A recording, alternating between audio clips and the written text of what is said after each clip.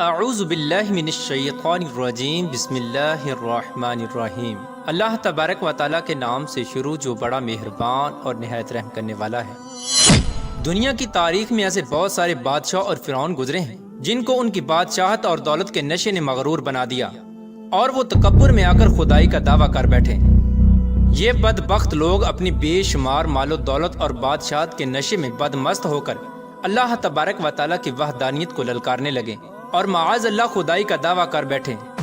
اس کے باوجود بھی اللہ تبارک و تعالیٰ نے ان کی طرف بے شمار انبیاء کرام کو مبعوث فرمایا اور ان کو ہدایت کی طرف بلایا، لیکن یہ بدبخت لوگ اپنی سرکشی اور انا پر اڑے رہے اور اللہ تبارک و تعالیٰ کی وحدانیت کا انکار کرتے رہے۔ پھر جب یہ لوگ قابل ہدایت نہ رہے تو اللہ تبارک و تعالیٰ نے ان بدبخت لوگوں کو عبرت کا نشان بنایا اور ان لوگوں کو تباہ و برباد کر کے رکھ دیا اور ان لوگوں کے نام و نشان کو صفحہ ہستی سے مٹا دیا۔ اللہ تبارک و تعالیٰ نے ان جھوٹے خدائی کے دعوے داروں کو ایسی عبرت ناک موت دی کہ آج بھی لوگ ان سے عبرت حاصل کرتے ہیں۔ پیارا دوستو، خدائی کا دعویٰ کرنے والے بدبختوں میں سے ایک بدبخت شداد بھی تھا جس نے اللہ تبارک و تعالیٰ کی وحدانیت کو للکارا اور سرکش اور نافرمان ہو گیا۔ پیارا دوستو، شداد کون تھا اور کس طرح اس نے اللہ تبارک و تعالیٰ کی نافرمانی کی اور خدائی کا دعویٰ کیا، اور کس طرح اس نے دنیا میں اپنی جنت تیار کی اور اس کی بنائی جانے والی جنت کتنے سالوں میں تیار ہوئی، اور پھر اللہ تبارک و تعالیٰ نے اس بدبخت کو کس طرح دنیا کے لیے عبرت کا نشان بنایا اور اس بدبخت کا انجام کیا ہوا، اور پھر کس طرح ملک الموت علیہ السلام نے دردناک طریقے سے اس کی روح قبض کی۔ پیارے دوستو، ان تمام تر سوالات کے جوابات قرآن و حدیث کی روشنی میں آج کی اس ویڈیو میں ہم آپ کو بتائیں گے، لہٰذا آپ سے گزارش ہے کہ ہماری اس ویڈیو کو اینڈ تک ضرور دیکھیے گا۔ پیارا دوستو، شداد اس قوم کی نسل میں سے تھا جو دنیا کے سب سے طاقتور ترین قوم تھی، جس کو قوم عاد کہا جاتا ہے۔ اس قوم کے بارے میں اللہ تبارک و تعالیٰ قرآن پاک میں ارشاد فرماتا ہے کہ ان کے جیسی قوم نہ اللہ تبارک و تعالیٰ نے ان سے پہلے پیدا کی اور نہ ہی ان کے بعد کسی قوم کو پیدا کیا۔ قوم عاد احقاف کے اندر آباد تھی۔ احقاف ایسی جگہ تھی جہاں ریت کے بہت ہی بلند و بالا ٹیلے تھے، اور احقاف کا یہ علاقہ یمن اور عمان کے درمیان بکھرا ہوا تھا۔ اس علاقے کے اندر قوم عاد 8,500 سال پہلے آباد تھی۔ اس قوم پر اللہ تبارک و تعالیٰ کا یہ خاص کرم تھا کہ اللہ تبارک و تعالیٰ نے اس قوم کو دنیا کی سب سے طاقتور قوم بنایا تھا۔ اس کے ساتھ ساتھ اللہ تبارک و تعالیٰ نے اس قوم کو سرسبز و شاداب باغات اور وافر مقدار میں کھیت عطا فرمائے تھے۔ اس قوم کے پاس بے شمار جانور تھے اور پینے کے لیے میٹھا پانی تھا۔ اس کے علاوہ بھی اللہ تبارک و تعالیٰ نے اس قوم کو بے شمار نعمتوں سے نوازا تھا۔ چنانچہ اس قدر مال و دولت اور نعمتوں کی فراوانی کی وجہ سے یہ قوم بھٹک گئی اور اللہ تبارک و تعالیٰ کی نافرمان قوم ہو گئی اور یہ باغی ہو گئے۔ ان کی ہدایت کے لیے اللہ تبارک و تعالیٰ نے حضرت ہود علیہ السلام کو ان کی طرف مبعوث فرمایا۔ حضرت ہود علیہ السلام اس قوم کو اللہ تبارک و تعالیٰ کے حکم سے تبلیغ کرنے لگے اور اللہ تبارک و تعالیٰ کی وحدانیت کی طرف بلانے لگے، لیکن یہ قوم اپنے کفر و شرک سے باز نہ آئی اور حضرت ہود علیہ السلام کا مذاق اڑانے لگی۔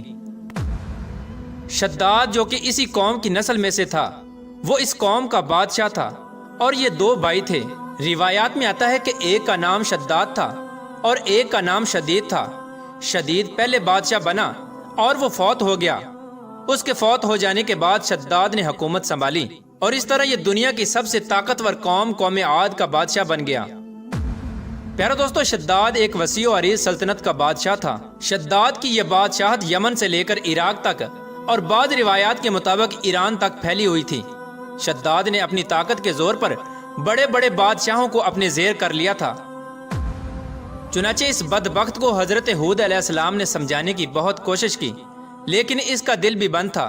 چنانچہ جب حضرت ہود علیہ السلام نے شداد کو اللہ تبارک و تعالیٰ کی وحدانیت کی طرف بلایا اور ایک خدا کی عبادت کرنے کا حکم دیا، تو اس وقت شداد اور حضرت ہود علیہ السلام کے درمیان ایک زبردست مکالمہ ہوا، جس کے نتیجے میں شداد نے حضرت ہود علیہ السلام سے پوچھا کہ اگر میں اللہ تبارک و تعالیٰ پر ایمان لے آؤں تو مجھے کیا حاصل ہوگا؟ تو اس وقت حضرت ہود علیہ السلام نے شداد سے فرمایا کہ تم پر جنت حلال ہو جائے گی۔ جنت کا نام سنتے ہی شداد حضرت ہود علیہ السلام سے پوچھنے لگا کہ یہ جنت کیا ہے؟ تو حضرت ہود علیہ السلام نے شداد کو جنت کا نقشہ بتایا اور جنت کی نعمتوں کے بارے میں شداد کو بتایا۔ حضرت ہود علیہ السلام کی یہ بات سن کر شداد مسکرانے لگا اور حضرت ہود علیہ السلام کو دیکھ کر کہنے لگا کہ یہ کون سی بڑی بات ہے، ایسی جنت تو میں بھی تیار کر سکتا ہوں۔ حضرت ہود علیہ السلام نے شداد کو اس کے اس کفر و شرک سے روکنے کی بہت کوشش کی، لیکن یہ بدبخت باز نہ آیا۔ چنانچہ اس وقت شداد نے اپنی سلطنت کے بہت بڑے بڑے کاریگروں کو اکٹھا کیا اور احقاف میں ارم کے مقام پر 20 کوس لمبی اور چوڑی جنت بنانے کا کام شروع کروا دیا۔ چنانچہ شداد کی تیار ہونے والی اس جنت میں سونے اور چاندی کی اینٹیں لگائی گئیں اور جواہرات بھی لٹکائے گئے۔ اس بدبخت شداد نے اپنی اس بنائی جانے والی جنت میں شہد، دودھ اور پانی کی نہریں بھی رواں کر دیں اور دنیا جہان کے خوبصورت درخت، پودے اور پھول بھی لگوا دیے اور اس جنت کو طرح طرح کے جواہرات سے مزین کر دیا۔ قوم عاد چونکہ پہلے ہی بلند و بالا پہاڑوں کو تراش کر محلات بنانے کے اندر ماہر تھی اور شداد کی سلطنت میں تو یہ فن عروج پر تھا، چنانچہ ریت کے ان بلند و بالا ٹیلوں پر بہت بڑے بڑے ستون کھڑے کر دیے گئے اور ان بلند ستونوں پر بڑی بڑی سونے اور چاندی کی عمارتیں بنا دی گئیں۔ شداد نے یہ فیصلہ کیا تھا کہ جب تک اس کی بنائی جانے والی جنت تیار نہ ہوگی اس وقت تک وہ اپنی جنت کے اندر قدم نہیں رکھے گا۔ چنانچہ شداد کے حکم کے مطابق جنت تیار ہونے لگی اور شداد اپنے محل کے اندر بے صبری کے ساتھ جنت کا کام مکمل ہونے کا انتظار کرنے لگا۔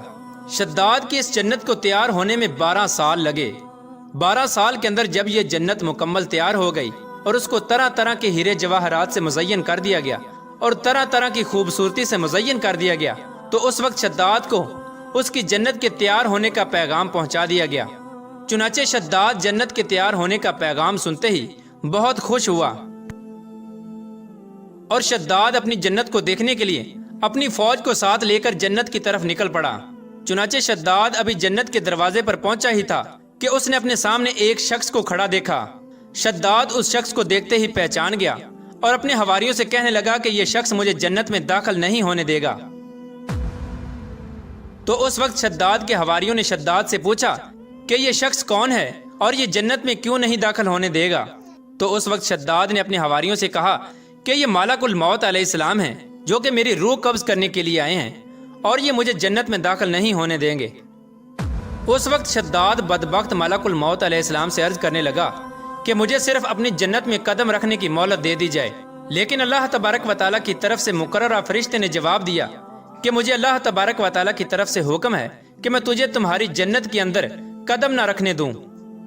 شداد ملک الموت علیہ السلام کے سامنے بہت رویا اور گر گڑایا، لیکن ملک الموت علیہ السلام نے اللہ تبارک و تعالیٰ کے حکم کی تکمیل کرتے ہوئے شداد کی روح قبض کر لی۔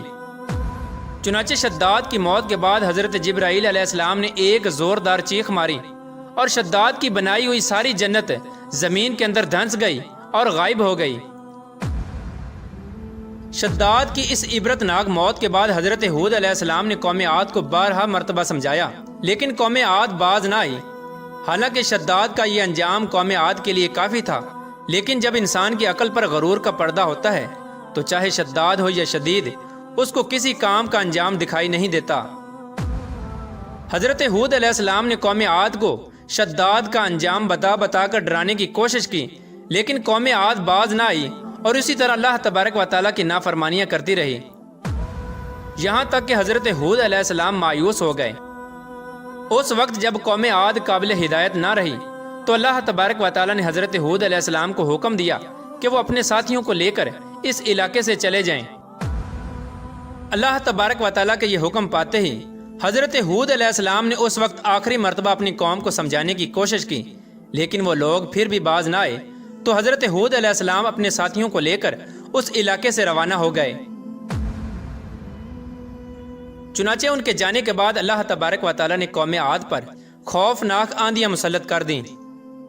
اللہ تبارک و تعالیٰ کی طرف سے آنے والی وہ خوفناک آندیاں اور طوفان 7 راتیں اور 8 دن تک چلتی رہیں، یہاں تک کہ وہ پوری قوم اپنے بلند ستونوں اور سونے اور چاندی کی عمارتوں سمیت زمین کے اندر دنسا دیے گئے اور غرق کر دیے گئے۔ اور اللہ تبارک و تعالیٰ نے اس قوم پر اس قدر دردناک عذاب نازل فرمایا کہ اس قوم کا نام و نشان تک نہ رہا۔ جس وادی کے اندر بڑے بڑے بلند و بالا محلات تھے، وہ تمام کی تمام وادی ایک ریت کے صحرا کے اندر تبدیل ہو گئی۔ قوم عاد کے اس علاقے کو اللہ تبارک و تعالیٰ نے اس طرح زمین کے اندر غرق کر دیا کہ وہاں پر صرف اور صرف ریت کے ٹیلے باقی بچے اور کسی بھی چیز کا نام و نشان نہ بچا۔ پیارے دوستو، اس طرح اللہ تبارک و تعالیٰ نے شداد اور اس کی قوم کا عبرت ناک انجام کیا اور ان لوگوں کو صفحہ ہستی سے مٹا دیا۔ اللہ تبارک و تعالیٰ سے دعا ہے کہ اللہ تبارک و تعالیٰ ہمیشہ اپنے حضور عاجزی اور انکساری کے ساتھ زندگی گزارنے کی توفیق عطا فرمائے اور حضور صلی اللہ تعالیٰ علیہ وآلہ وسلم کے بتائے ہوئے راستے پر چلنے کی توفیق عطا فرمائے۔